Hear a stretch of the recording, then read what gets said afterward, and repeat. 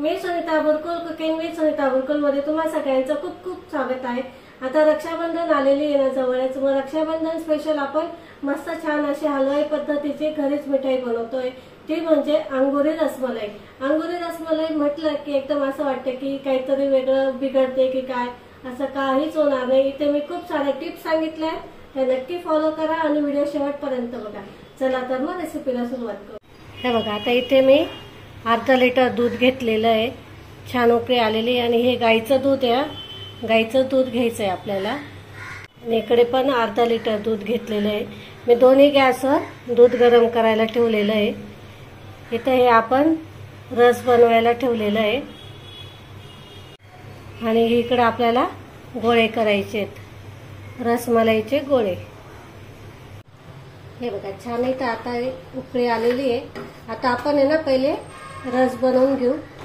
जो रसमलाईचा रस असतो ना तो बनवून घ्यायचा आहे। हे जे आता बाजूचं जे दूध आहे ना, साय आलेली, हे पण या दुधामध्ये असे टाकून घ्यायची आहे। हे बघा,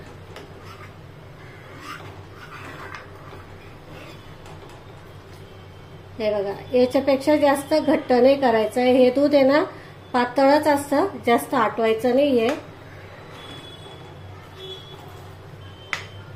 हे बघा, इथे मी केशरच्या काड्या घेतलेल्या आहेत, थोड्याशा घेतलेल्या आहेत 10-12।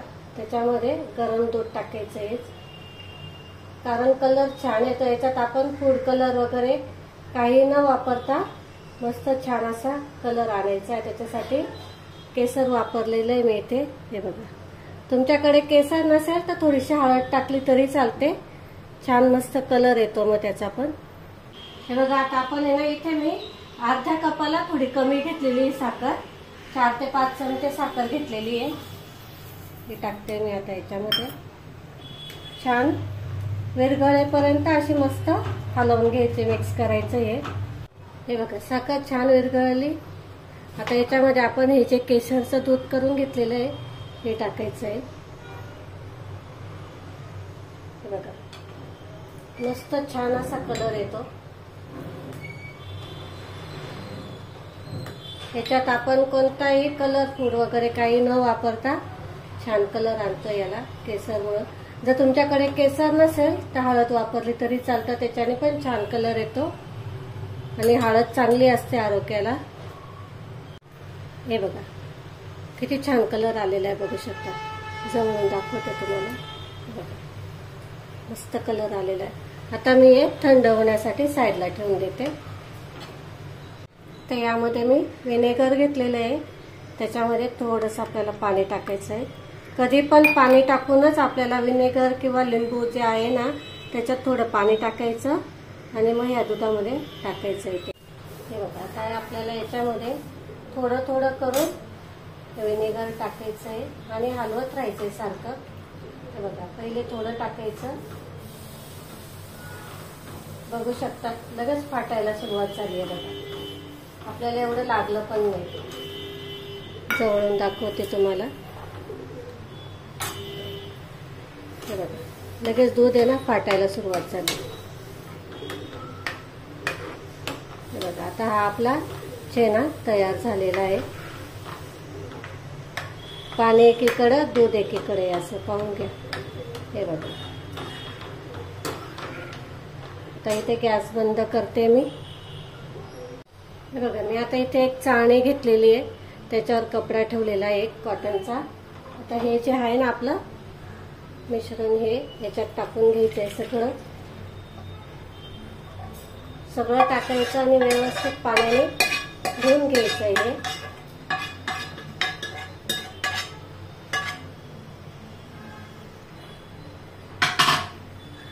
हे बघा, पाण्याने छान धुवायचं आहे, म्हणजे काय होतं की व्हिनेगरचा किंवा लिंबाचा वास असतो ना तो निघून जातो।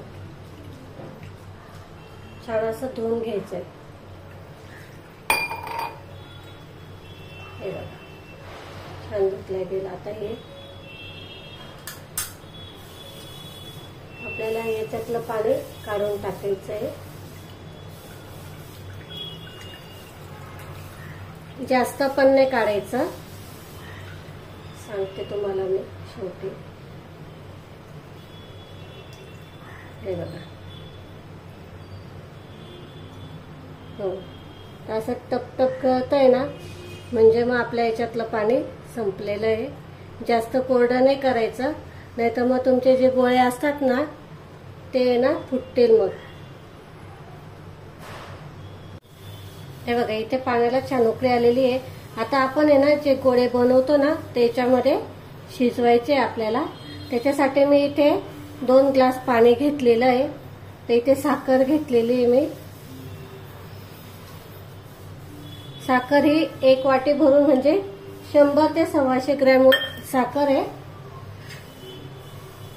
ते छान उकळू द्यायचं आपल्याला आणि हलवत राहायचं. हे पण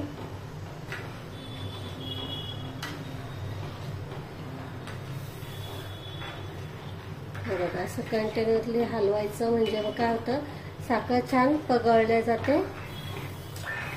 अख्खी राहत नाही मग साखर पण. त्याच्यात मी तुम्हाला खूप साऱ्या टिप्स दिलेल्या आहेत, नक्की फॉलो करा तुम्ही पण. हे बघा, इथे साखर पूर्ण विरघळली. आता याला छान उकळी आणून तोपर्यंत आपण चण्याचे गोळे तयार करू. हे बघा, इथे आपला चणा मस्त बनवून तयार झालेला आहे.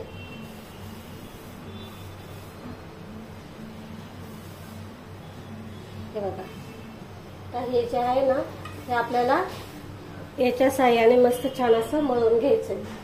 जास्त पण नाही मळायचं, नाही तर मग काय होतं की त्याच्यातून आहे ना तेल रिलीज होतं, म्हणजे तेल यायला सुरुवात होतं.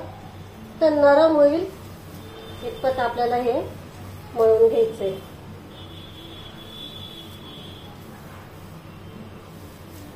हे बघा, असं करत करत छान मस्त मऊ होतं मग ते.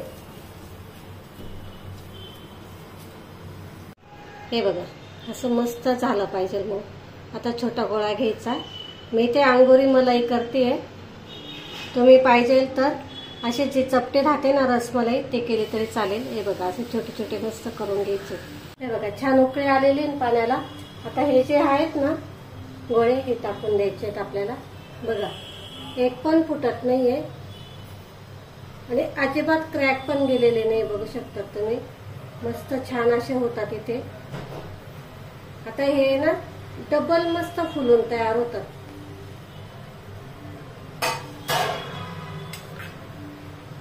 हे बघा,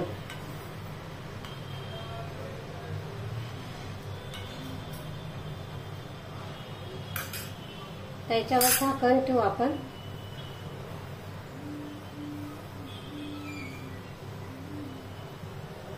बघा कसे मस्त डबल झालेले ते. हे बघा, मस्त डबल झाले आणि छान असे मऊसूत झालेले ते.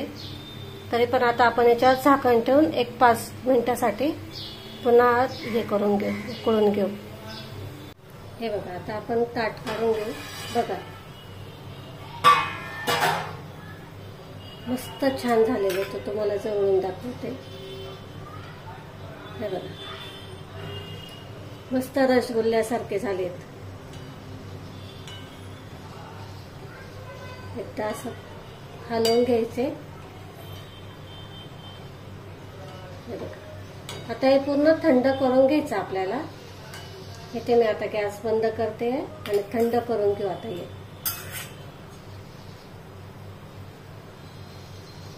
तुम्हाला एक दाखवते, बोले गरम आहे पण अजून. हे बघा, किती सॉफ्ट झालेत. गरम आहेत अजून, थोडे थंड होऊ देते मग दाखवते तुम्हाला. खूप सोपी रेसिपी आहे. असं वाटतं की खूप अवघड आहे, पण खूप सोपी आहे. बघा, इथे मस्त छान असे आपले अंगुरी रसमलाईचे अंगूर बनवून तयार आहे. बघू शकता किती छान झालेले ते.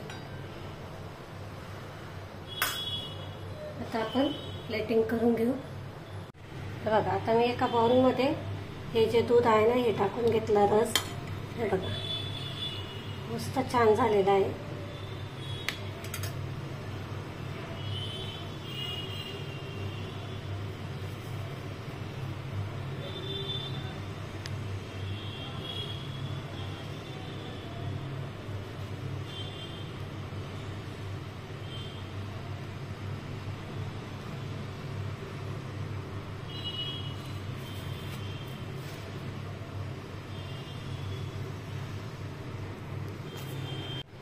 हे बघा तुम्हाला आता दाखवते मी. हे बघा किती नरम झालेले आहे. अजिबात हे होत नाही. बघा किती मस्त सॉफ्ट झालेले आहेत. आता हे आपल्याला ह्याच्यात टाकून घ्यायचे.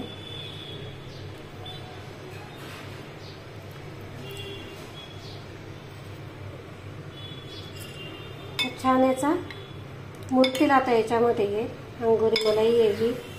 बघा